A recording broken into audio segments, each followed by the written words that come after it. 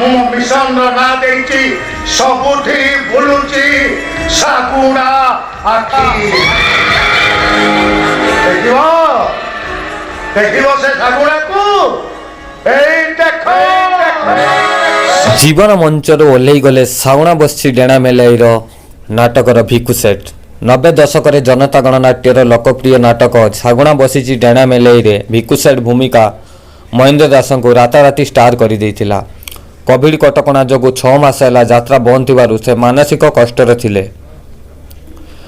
ଆଉ ଯାତ୍ରା ପେଣ୍ଡେଲରେ ଶୁଣିବାକୁ ମିଳିବ ନାହିଁ ଭିକୁ ସେଟ୍ ବା ମହେନ୍ଦ୍ର ଦାସଙ୍କର ସେଇ ଛାତି ଥରା ଅଟ୍ଟହାସ।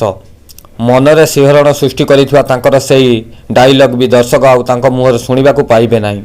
ମାତ୍ର 55 ବର୍ଷ ବୟସରେ ଇ ଧାମ ତ୍ୟାଗ କରିଛନ୍ତି 90 ଦଶକର ବହୁଚର୍ଚ୍ଚିତ ନାଟକ ଶାଗୁଣା ବସିଛି ଡେଣା ମେଲାଇରେ ମୁଖ୍ୟ ଖଳନାୟକ ଭୂମିକାରେ କୋଟି ଓଡ଼ିଆଙ୍କ ମନ ଜିଣିଥିବା ଯାତ୍ରା ଜଗତର ଏକ ଗଦମ୍ବତୀ ପୁରୁଷ।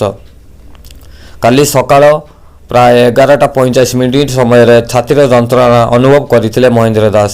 ଏହାପରେ ତାଙ୍କୁ 14 ଷ୍ଟ୍ରିଟ୍ର ବାସଭବନରୁ ନେଇ ନିକଟସ୍ଥ ଏକ ବେସରକାରୀ ହସ୍ପିଟାଲରେ ଭର୍ତ୍ତି କରାଯାଇଥିଲା। ତାପରେ ଅଧିକ ଚିକିତ୍ସା ପାଇଁ ତାଙ୍କୁ କଟକସ୍ଥ SB ହସ୍ପିଟାଲକୁ ସ୍ଥାନାନ୍ତରିତ କରାଯାଉଥିଲା। କିନ୍ତୁ ବଡ଼ ମେଡିକାଲରେ ପହଞ୍ଚିବା ପୂର୍ବରୁ ବାଟରେ ହିଁ ହୃଦଘାତ ଯୋଗୁଁ ଆଖି ବୁଜି ଦେଇଥିଲେ ଅଭିନେତା ଭିକୁ ସେଟ୍। ମହେନ୍ଦ୍ର ଦାସଙ୍କର ଅକାଳ ବିୟୋଗର ଖବର ପୁରା ଯାତ୍ରା ଜଗତକୁ ସ୍ପର୍ଶ କରିଦେଇଥିଲା ଓ ତାଙ୍କ ପରିବାର ଲୋକଙ୍କୁ ଶୋକର ସାଗରରେ ଭସାଇ ଦେଇଛି। ସେ ପୁରୀ ବାସିନ୍ଦା ହୋଇଥିବାରୁ ସ୍ୱର୍ଗଦ୍ୱାରରେ ତାଙ୍କର ଅନ୍ତିମ ସଂସ୍କାର କରାଯାଇଛି।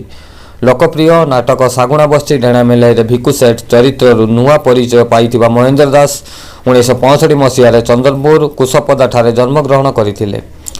ପିଲାଟି ଦିନରୁ ଅଭିନୟ ପ୍ରତି ତାଙ୍କର ରୁଚି ଥିଲା। ଏହି ରୁଚି ତାଙ୍କୁ ଯାତ୍ରା ଅଭିନୟ ପାଇଁ ପ୍ରେରଣା ଯୋଗାଇଥିଲା। 1985 ମସିହାରେ ପ୍ରଥମେ ସାତଶଙ୍ଖ ଯାତ୍ରା ପାର୍ଟିରୁ ଅଭିନୟ ଜୀବନ ଆରମ୍ଭ କରିଥିଲେ ମହେନ୍ଦ୍ର ଦାସ। କିନ୍ତୁ ଜନତା ଗଣନାଟ୍ୟ ଶାଗୁଣା ବସିଛି ଡେଣା ମେଲାଇ ନାଟକରେ ଭିକୁ ସେଟ୍ ଭୂମିକାରେ ତାଙ୍କ ଅଭିନୟ ତାଙ୍କୁ ରାତାରାତି ଷ୍ଟାର କରିଦେଇଥିଲା। ମହେନ୍ଦ୍ର ଦାସ ପରିବର୍ତ୍ତେ ଭିକୁ ସେଟ୍ ନାଁରେ ସେ ପରିଚିତ ହୋଇଥିଲେ।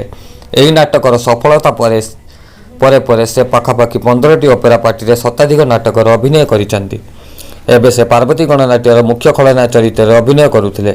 ନିଜର ସ୍ୱତନ୍ତ୍ର ଡାଇଲଗ୍ ଡେଲିଭରି ଓ ଦମାନ୍ତର କଣ୍ଠସ୍ୱର ଥିଲା ମହେନ୍ଦ୍ର ଦାସଙ୍କର ସ୍ୱତନ୍ତ୍ର ପରିଚୟ। ମୁଖ୍ୟତଃ ଖଳନାୟକ ଚରିତ୍ରରେ ଅଭିନୟ କରୁଥିବା ଏହି ଅଭିନେତା ଜଣକ ଅଭିନୟରେ ଏତେ ପ୍ରବୀଣ ଥିଲେ ଯେ ତାଙ୍କର ଜୀବନ୍ତ ଅଭିନୟ ଦର୍ଶକ ମଧ୍ୟରେ ଭୟ ସୃଷ୍ଟି କରୁଥିଲା।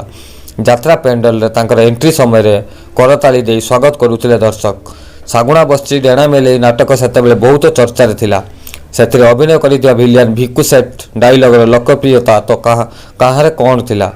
ପ୍ରଥମ ଥର ଖଣ୍ଡଗିରି ମେଳାରେ ସେହି ନାଟକ ଦେଖିବାକୁ ଯାଇଥିଲେ।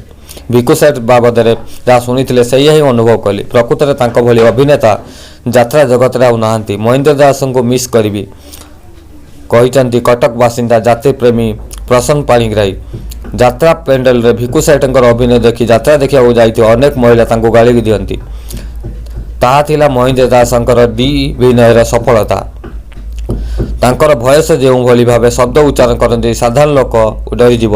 ତାଙ୍କ ଭଳି ଅଭିନେତା ଆଉ ଏ ଦୁନିଆରେ ନାହାନ୍ତି ପଚାରନ୍ତି କଟକର ଆଉ ଜଣେ ଯାତ୍ରା ପ୍ରେମୀ ରଞ୍ଜନ ମଲ୍ଲିକ।